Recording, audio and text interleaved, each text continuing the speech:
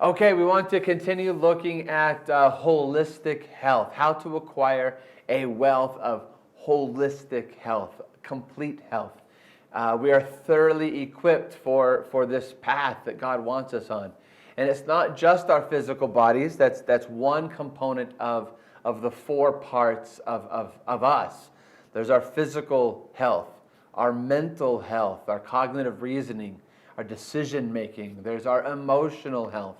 And there is our spiritual health and well-being. I mean, God gives us the tools that we need for complete health, complete living. That's what He wants for us. That's His goal. That was His intended desire for us at the very beginning. That's how He created us, was to be complete in every way.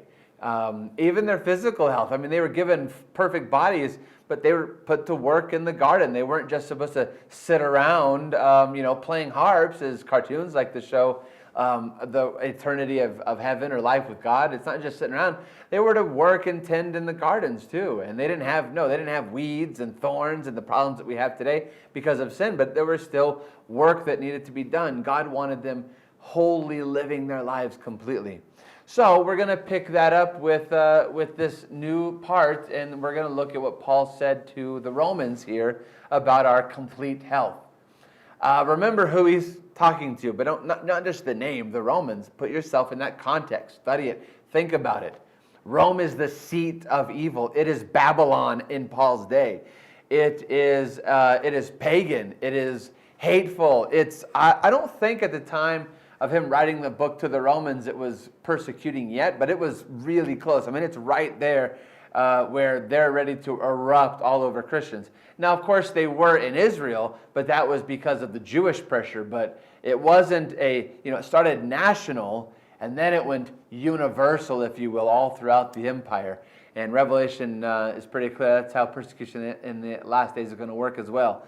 National here in America, and then it'll be viewed as universal, but that's another topic for another day. So he's writing this church, the Christians who are living in the most wicked place that Paul knows of. This is a bad place, Rome. And he's been encouraging them to choose righteousness, choose to live in the law, choose to live in faith, choose to live for God in the midst of all that wickedness. Just like he doesn't bring up Daniel, but just like Daniel did in Babylon, right? Or Shadrach, Meshach, and Abednego, it did in Babylon. So Romans chapter 12, verse 1, Paul discusses complete living, holistic health.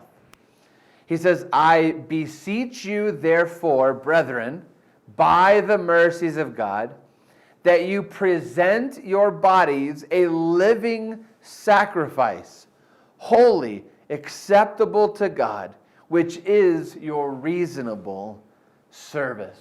Okay. First of all, let's notice what he's saying at the beginning. I beseech you, therefore, brethren.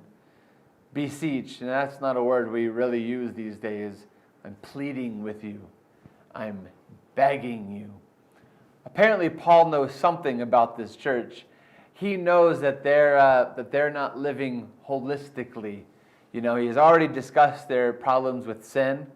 He's already discussed their angst, their anger, their problems with civil authorities. They seem to be a zealous group.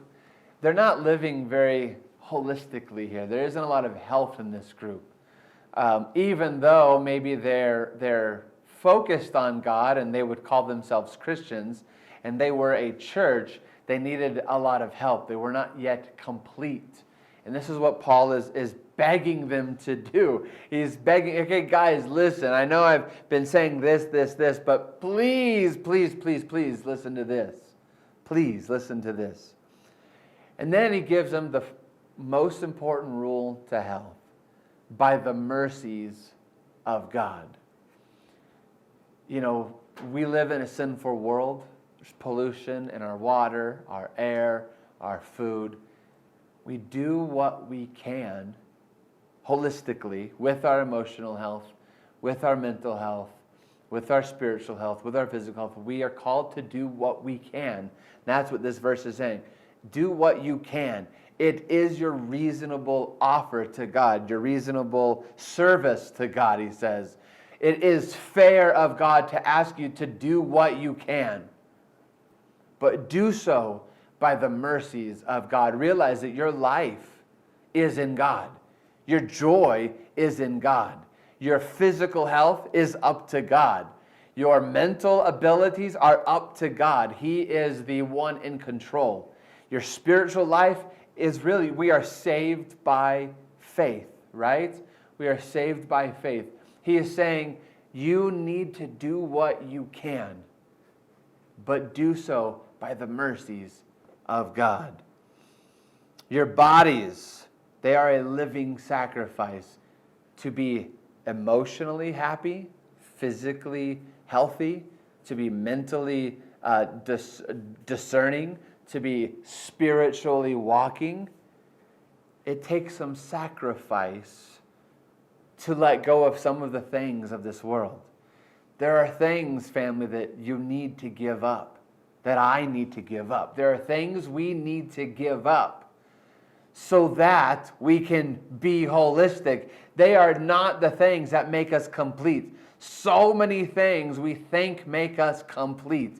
And then we get that thing, that person, that spouse, those kids, that job, that life, that house, that car, that whatever. We get it, and then we end up running to the next thing and trying to get the next thing because we realize that that didn't fill the God-shaped hole in our hearts, that we're not complete. It takes some sacrifice. Now, I'm not going to ask you, I'm not going to instruct you that you have to give up everything in your life and live in a cave.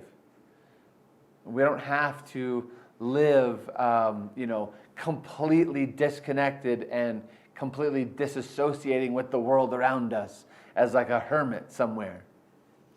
But there are things we need to give up.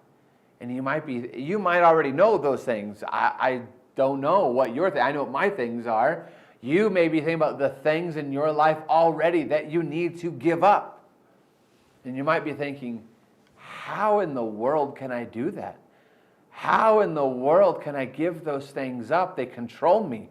It's hard. It's difficult. It goes back to that promise, by the mercies of God.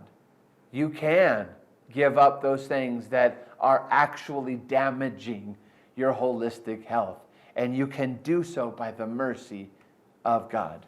And it's the mercy of God while we know where everything is leading. We know that Jesus is coming soon.